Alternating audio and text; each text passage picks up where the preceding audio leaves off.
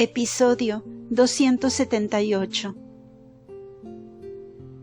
Doctrina que me dio la Reina de los Ángeles. Hija mía, cuando los mortales, fenecido el breve curso de su vida, llegan al término que les puso Dios para merecer la eterna, entonces fenecen también todos sus engaños con la experiencia de la eternidad en que comienzan a entrar, para gloria o para pena que nunca tendrá fin. Allí conocen los justos en qué consistió su felicidad y remedio, y los réprobos su lamentable y eterna perdición. Oh, cuán dichosa es, hija mía, la criatura que en el breve momento de su vida procura anticiparse en la ciencia divina de lo que tan presto ha de conocer por experiencia. Esta es la verdadera sabiduría, no esperar a conocer el fin en el fin, sino en el principio de la carrera, para correrla no con tantas dudas de conseguirle, sino con alguna seguridad. Considera tú, pues, ahora cómo estarían los que al principio de una carrera mirasen un estimable premio puesto en el término y fin de aquel espacio y le hubiesen de ganar corriendo a él con toda diligencia. Cierto es que partirían y correrían con toda ligereza, sin divertirse ni embarazarse en cosa alguna que los pudiese detener. Y si no corriesen y dejasen de mirar al premio y fin de su camino, o serían juzgados por locos, o que no saben lo que pierden. Esta es la vida mortal de los hombres, en cuyo breve curso está por premio o por castigo la eterna de gloria o tormento que ponen fin a la carrera. Todos nacen en el principio para correrla con el uso de la razón y libertad de la voluntad, y en esta verdad nadie puede alegar ignorancia, y menos los hijos de la Iglesia. Pues ¿dónde está el juicio y el seso de los que tienen fe católica? ¿Por qué los embaraza la vanidad? ¿Por qué o para qué se enredan en el amor de lo aparente y engañoso? Porque así ignoran el fin, a donde llegarán tan brevemente. ¿Cómo no se dan por entendidos de lo que allí los aguarda? Ignoran por ventura que nacen para morir, y que la vida es momentánea, la muerte infalible, y el premio o castigo inexcusable y eterno. ¿Qué responden a esto los amadores del mundo? Los que consumen toda su corta vida, que todas lo son mucho, en adquirir hacienda, en acumular honras, en gastar sus fuerzas y potencias, gozando corruptibles y vilísimos deleites. Ea, amiga mía, advierte cuán falso y desleal es el mundo en que naciste y tienes a la vista.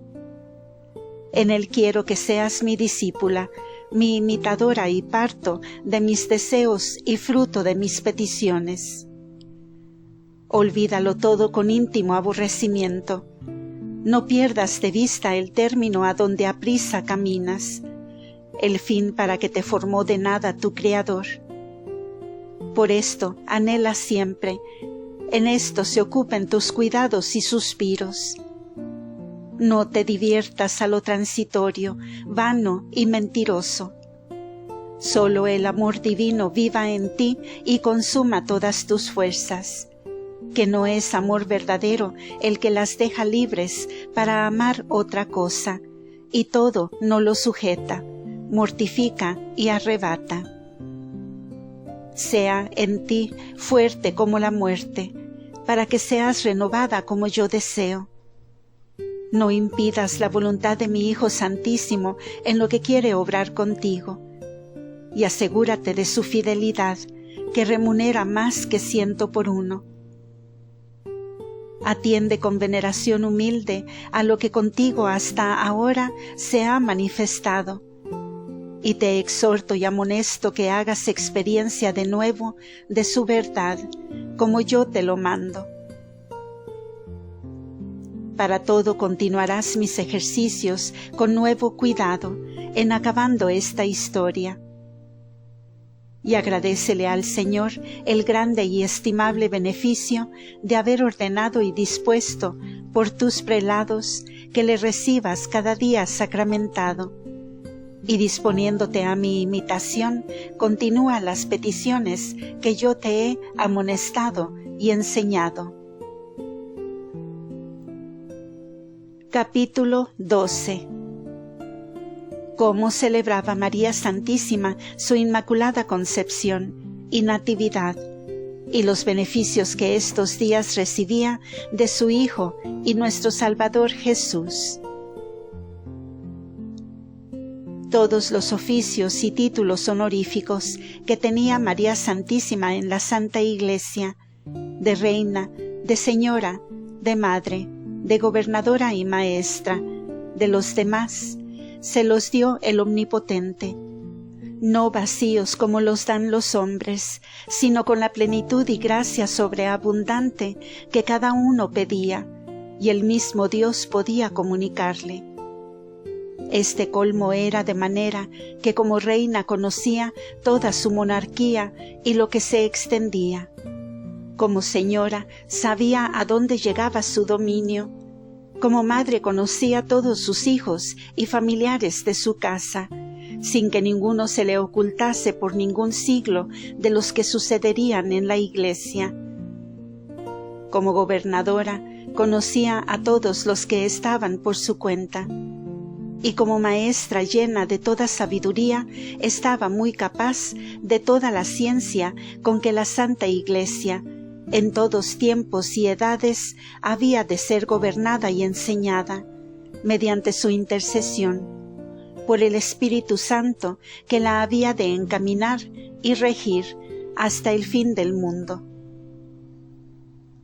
Por esta causa no sólo tuvo nuestra gran reina clara noticia de todos los santos que la precedieron y sucedieron en la Iglesia, de sus vidas, obras, muerte y premios que alcanzarían en el cielo, pero junto con esto la tuvo de todos los ritos, ceremonias, determinaciones y festividades que en la sucesión de los tiempos ordenaría la Iglesia, de las razones, motivos, necesidad y tiempos oportunos en que todas estas cosas se establecerían con la asistencia del Espíritu Santo, que nos da el alimento en el tiempo más conveniente para la gloria del Señor y aumento de la Iglesia.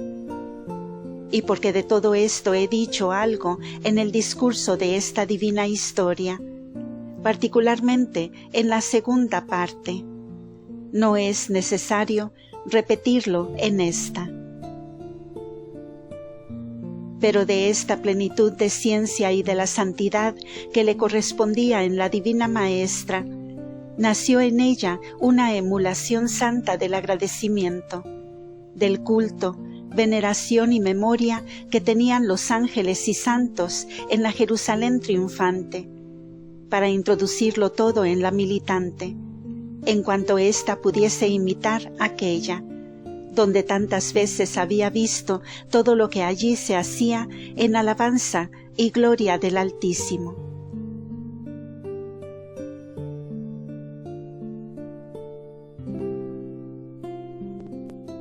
Con este espíritu, más que seráfico, comenzó a practicar en sí misma muchas de las ceremonias, ritos y ejercicios que después ha imitado la Iglesia, y les advirtió y enseñó a los apóstoles para que los introdujesen según entonces era posible.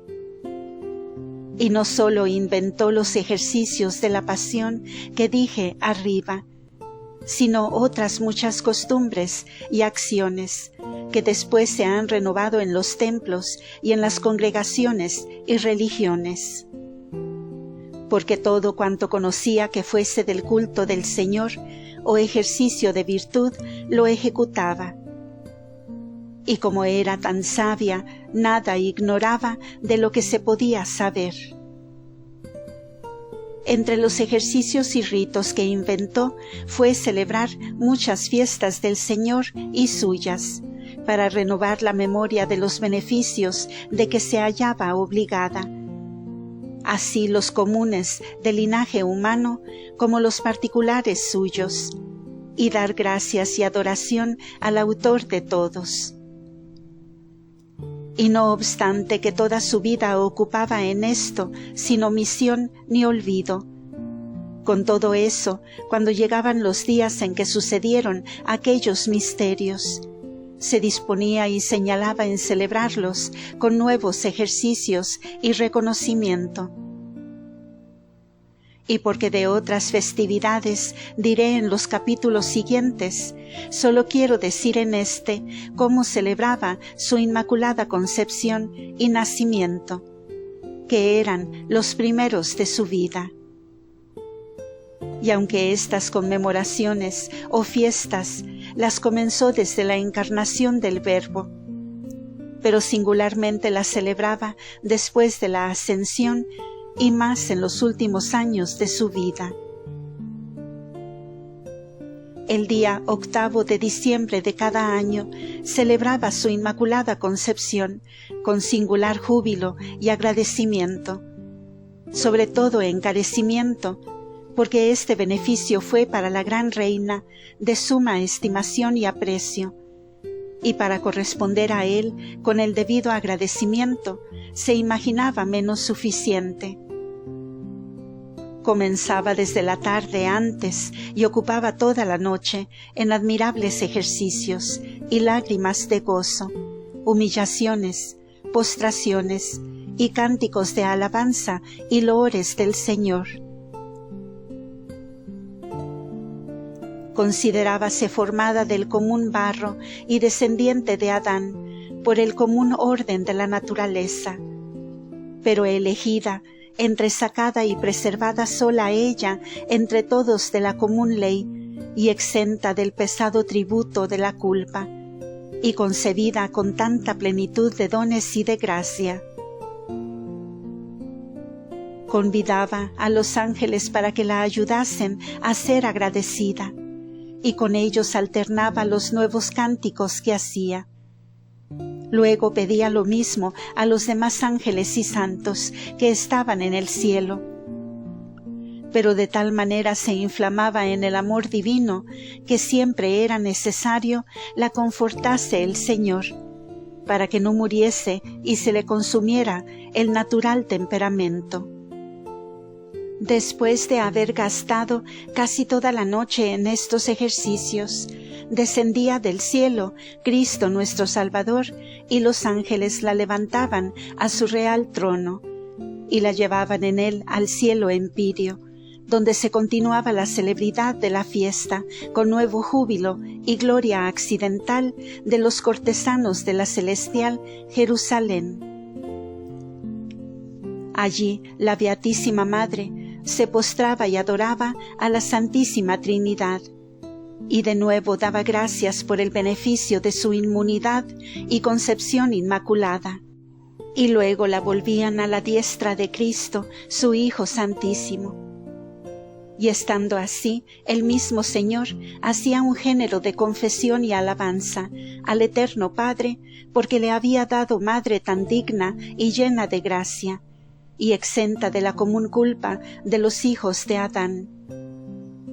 Y de nuevo confirmaban las tres divinas personas aquel privilegio, como si le ratificaran, aprobaran y confirmaran la posesión de él en la Gran Señora, complaciéndose de haberla tanto favorecido entre todas las criaturas.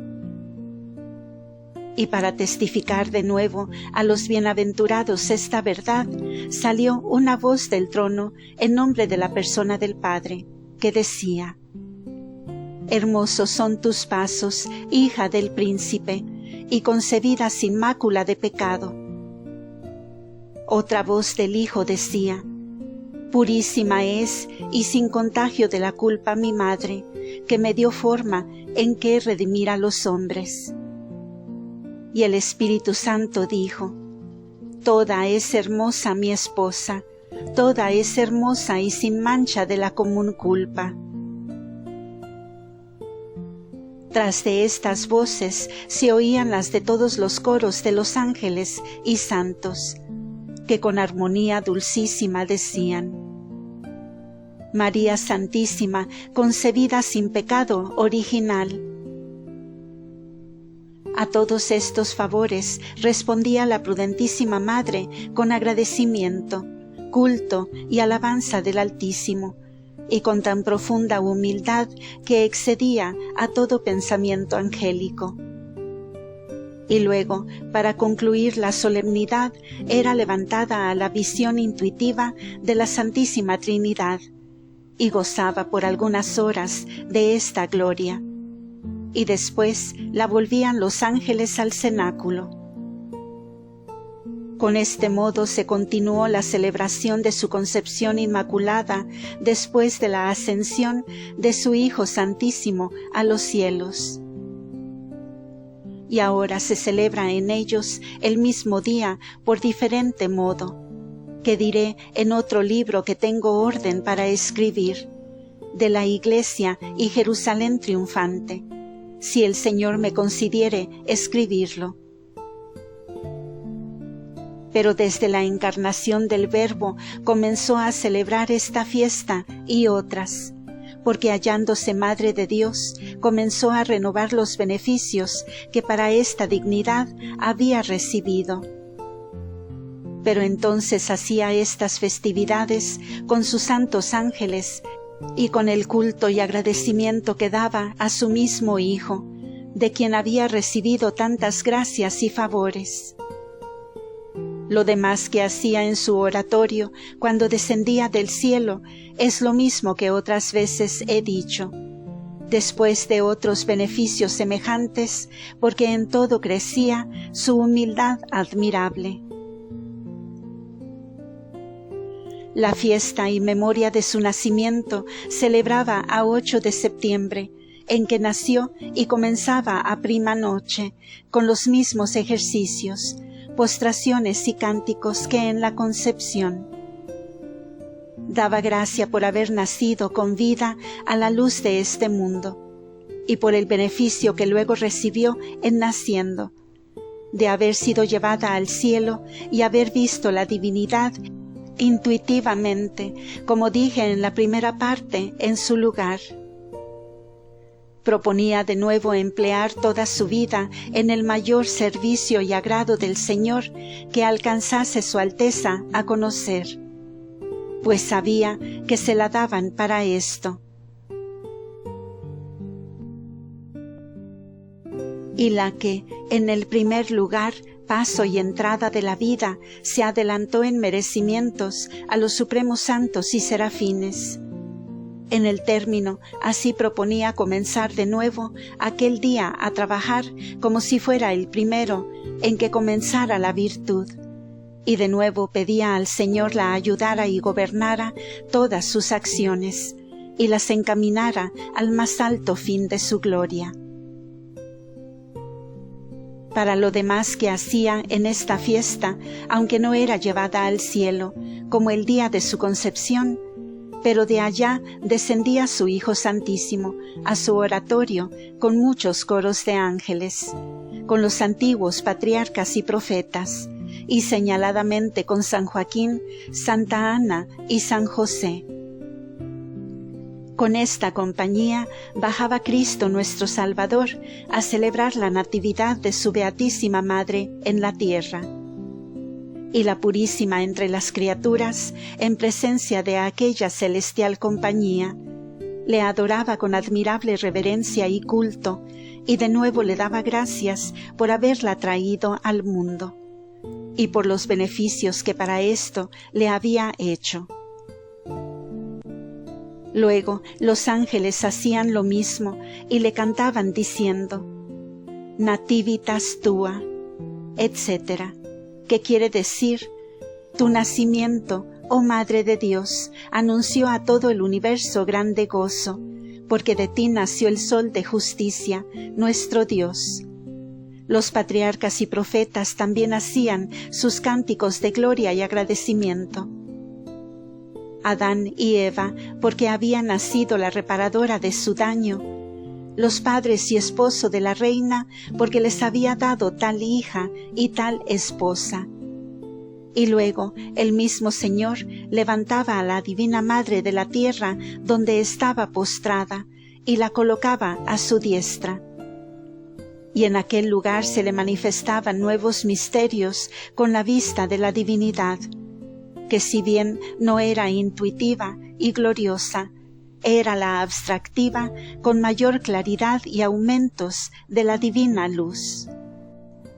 Con estos favores tan inefables quedaba de nuevo transformada en su Hijo Santísimo, encendida y espiritualizada para trabajar en la Iglesia, como si comenzara de nuevo.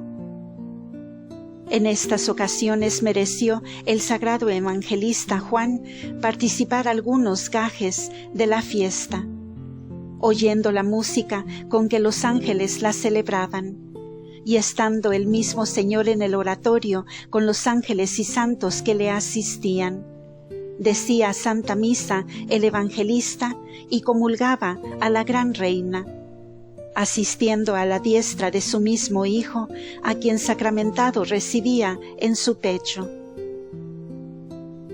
Todos estos misterios eran espectáculo de nuevo gozo para los santos, que también servían como de padrinos en la comunión más digna que después de Cristo se vio, ni se verá en el mundo. Y en recibiendo la Gran Señora a su Hijo sacramentado, la dejaba recogida consigo mismo en aquella forma, y en la que tenía gloriosa y natural se volvía a los cielos. Oh maravillas ocultas de la omnipotencia divina, si con todos los santos se manifiesta Dios grande y admirable, ¿qué sería con su digna Madre, a quien amaba sobre todos y para quien reservó lo grande y exquisito de su sabiduría y poder? Todas las criaturas le confiesen y le den gloria, virtud y magnificencia. Doctrina que me dio la gran Reina del Cielo, María Santísima. Hija mía, la primera doctrina de este capítulo quiero que sea la respuesta de un recelo que conozco en tu corazón sobre los misterios tan altos y singulares de mi vida, que escribes en esta historia. Dos cuidados te han salteado el interior. El uno es si tú eres instrumento conveniente para escribir estos secretos, o fuera mejor los escribiera otra persona más sabia y perfecta en la virtud, que les diera más autoridad, porque tú eres la menor de todas y más inútil e ignorante. Lo segundo, dudas si los que leyeren estos misterios les darán crédito por muy raros y nunca oídos, particularmente las visiones beatíficas e intuitivas de la divinidad que yo tuve tantas veces en la vida mortal. A la primera de estas dudas te respondo, conociéndote que tú eres la menor y más inútil de todos, que pues de la boca del Señor lo has oído y yo te lo confirmo, así debes entenderlo. Pero advierte que el crédito de esta historia y todo lo que en ella se contiene no pende del instrumento sino del autor, que es la suma verdad y de la que en sí contiene lo que escribes. Y en esto nada le pudiera añadir el más supremo serafín si la escribiera, ni tú tampoco se la puedes quitar ni disminuir. Que lo escribiera un ángel no era conveniente, y también los incrédulos y tardos de corazón hallaran cómo calumniarlo. Necesario era que el instrumento fuera hombre, pero no era conveniente el más docto ni sabio a cuya ciencia se atribuyera, o que con ella se equivocara la divina luz y se conociera menos, o se atribuyera a industria y pensamiento humano. Mayor gloria de Dios es que lo sea una mujer, a quien nada pudo ayudar la ciencia ni la propia industria. Y también yo tengo especial gloria y agrado en esto, y que seas tú el instrumento, porque conocerás tú y todos que no hay en esta historia cosa tuya, ni que tú la debes atribuir más a ti que a la pluma con que lo escribes, pues tú solo eres instrumento de la mano del Señor y manifestadora de mis palabras. Y porque tú eres tan vil y pecadora, no temas que negarán a mí la honra que me deben los mortales, pues si alguno no diere crédito a lo que escribes, no te agraviará a ti, sino a mí y a mis palabras.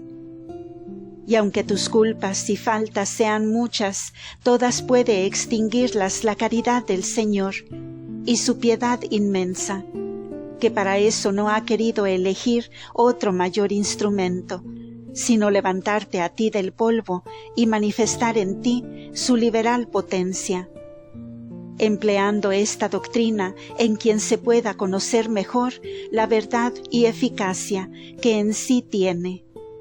Y así quiero que la imites y ejecutes en ti misma y seas tal como deseas. Fin de este episodio.